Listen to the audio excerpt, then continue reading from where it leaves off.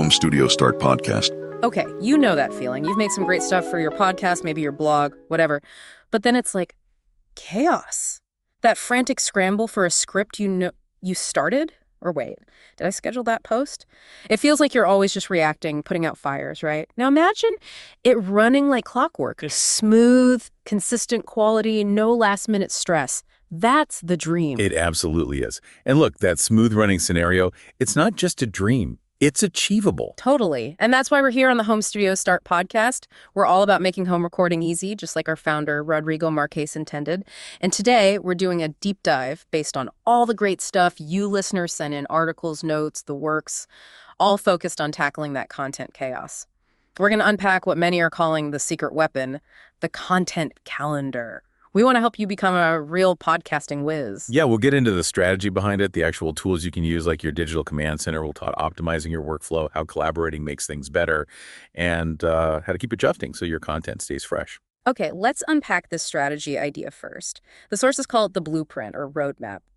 But how does that high-level strategy actually connect to the day-to-day calendar? What's the real link? Well, that strategy, it's absolutely fundamental. It's the backbone, really. It makes sure everything you create isn't just, there, but it's consistent and actually relevant to your goals and your audience. Right, so it's not just filling slots on a calendar. Exactly. Without that clarity, the calendar is just empty boxes you're desperately trying to fill. A strategy gives it purpose. Okay, so how do we build that backbone? What are the key steps the sources point to? Okay, 3 main things pop up consistently. First, you absolutely have to identify your niche and your target audience, really know who you're speaking to. That shapes everything, your topics, your tone, how you present stuff. Makes sense. If you have a music production podcast, Rodrigo's World, you wouldn't talk the same way to total beginners as you would to seasoned pros, right? Precisely. Are you talking to someone just picking a DAW or someone deep into advanced mixing techniques? Knowing that changes the whole conversation. Okay, got the audience. What's next? Step 2 is brainstorming topics. But here's the key. Think about their questions, their problems. What do they need help with? For that music producer audience, maybe it's, how do I choose the right microphone? Or top EQ tricks the pros use. So it's servant leadership through content almost. Yeah. Solving their problems. I like that. Yeah, and here's a really actionable tip from one source. Actively get audience feedback into this process. Don't just guess what they want. Ask, polls, Q&As, emails. Let them tell you what they need. Exactly. It makes your content richer, stuff you might miss otherwise, and it builds that community connection. They feel heard, invested. That's smart. Turns it from a broadcast into more of a conversation. Absolutely. So when you align that strategy, the who, what, and why with the calendar, you get this steady flow. No more panic, just a cohesive experience that keeps people listening. It's all about being intentional. Okay, strategy locked in, blueprint established. Now let's get practical. The tools. Our sources talk a lot about the software that turns calendar management from maybe a headache into something efficient. What's in the digital toolkit? Right. This is where you can really streamline things. Choosing the right tools can genuinely save you so much time and, honestly, mental energy. It makes producing quality stuff consistently much easier. It's about finding what fits your workflow, So what are the main contenders? What tools keep coming up?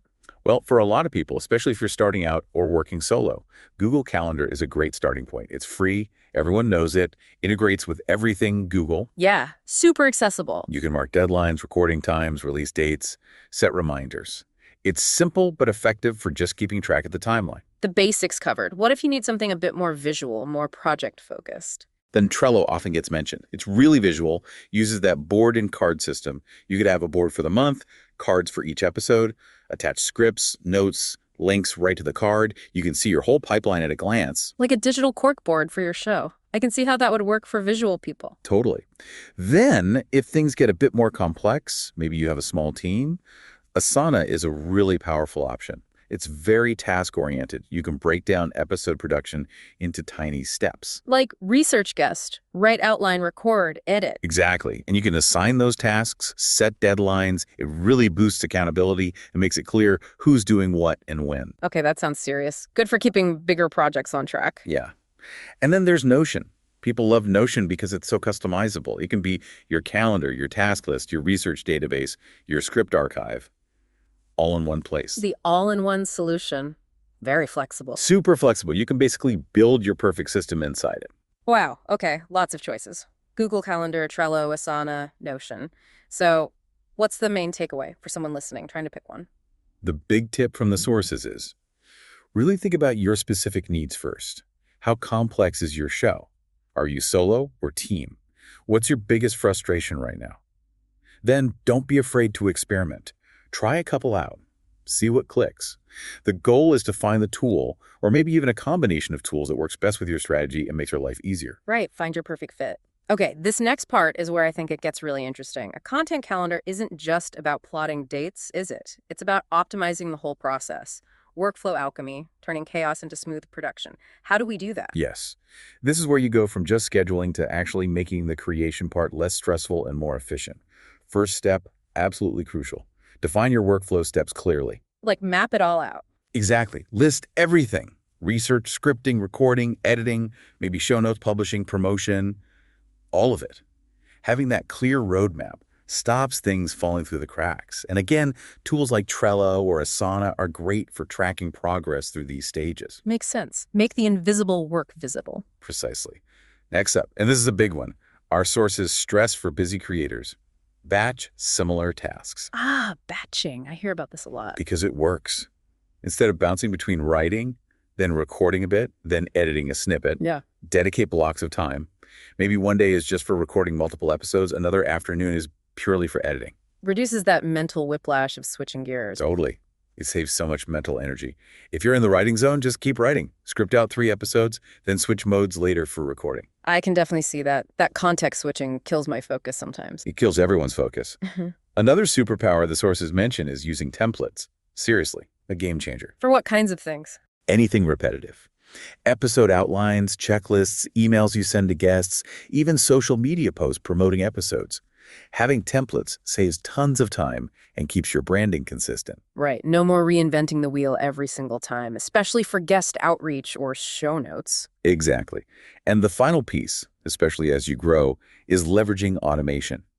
Automation tools can be your best friend. Like Zapier. Zapier is a classic example. You can set it up to do routine stuff automatically. Like when you upload a new episode, Zapier can automatically create social media posts about it or send an email update to your list. Whoa. So you upload and the promotion just happens. Pretty much. It frees you up from those manual, repetitive tasks so you can focus your energy on making great content. That sounds amazing. Real mental freedom. It really is.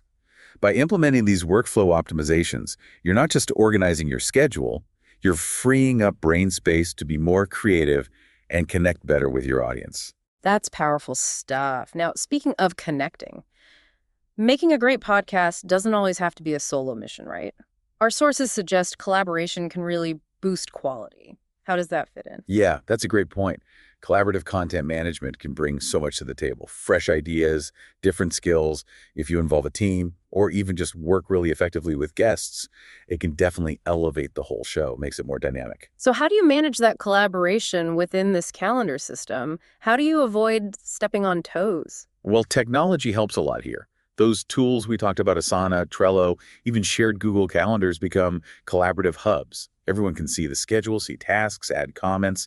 It keeps everyone in the loop. So transparency is key. Absolutely. You can assign tasks directly in tools like Trello or Asana, like Sarah researches guest background, mic drafts, interview questions. Clear responsibility. Gotcha. So the tech keeps things organized. What about the human side? Communication.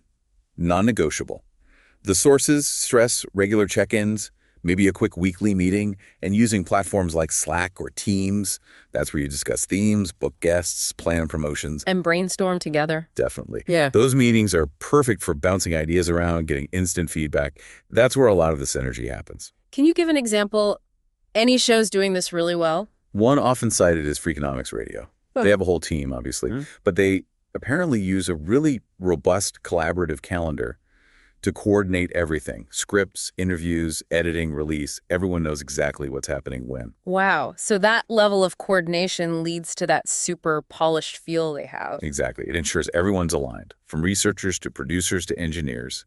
It streamlines production, sure, but it also builds teamwork and a shared vision for the show.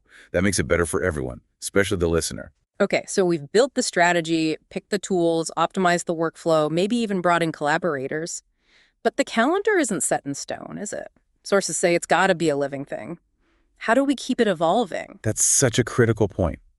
A static calendar becomes useless pretty quickly. It needs to be dynamic. Analyzing performance and adjusting your plan is how you keep the podcast healthy and growing. It's your feedback loop. So how do we analyze? What should we be looking at? Start with audience engagement. Dive into your podcast host's analytics. Look at downloads, sure, but also look at listen-to rates. Where do people drop off? Which episodes keep them hooked? Ah, the retention graphs. Okay. Yeah. If an episode on, say, using AI tools in music production gets way more listens and better retention, that's a strong signal. Maybe you should do more on that topic or a follow-up. Use the data to see what resonates. Listen to the data like it's audience feedback. Makes sense. Exactly. And evaluate performance over time. Hmm. Are there patterns? Do interviews always do better than solo shows? Or vice versa? Use those insights to tweak the schedule. Maybe you try A/B testing, different formats or lengths sometimes. But what about like breaking news or a hot new trend in our niche? Do we stick to the plan or? That's where flexibility comes in.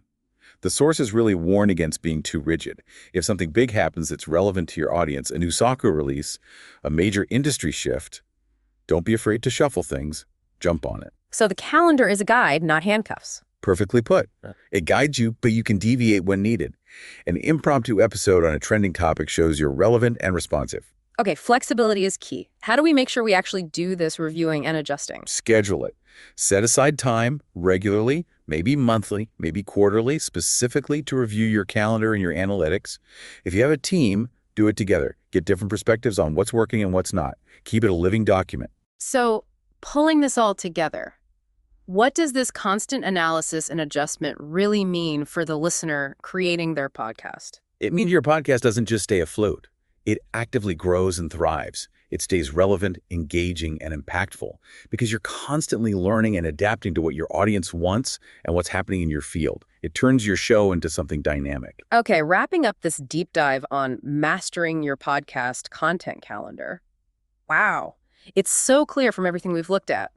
Organization and strategy aren't just nice to haves, they're fundamental. Absolutely. Using a calendar gives you clarity, cuts down stress, and helps you deliver that consistent quality your audience loves. We've talked about knowing your goals and audience, planning ahead, but staying flexible, using the right tools. It's about creating a system, a structure that actually lets your creativity flourish within it, making sure every episode has a purpose. And that regular review and adjustment keeps it sharp, relevant, and growing. Exactly. Keeps it alive. So for everyone listening, now's the time to take action. Don't feel like you have to build Rome in a day. Start simple. Maybe just sketch out a basic calendar template. Brainstorm ideas for the next, say, 4 episodes. Set some realistic deadlines. Yeah, and experiment. Try a tool. See if it fits. Find what works for you. And honestly, try to enjoy the feeling of being more organized and hopefully more creative because of it. Totally.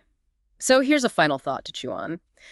Beyond just scheduling, how can really mastering this content calendar shift your whole mindset?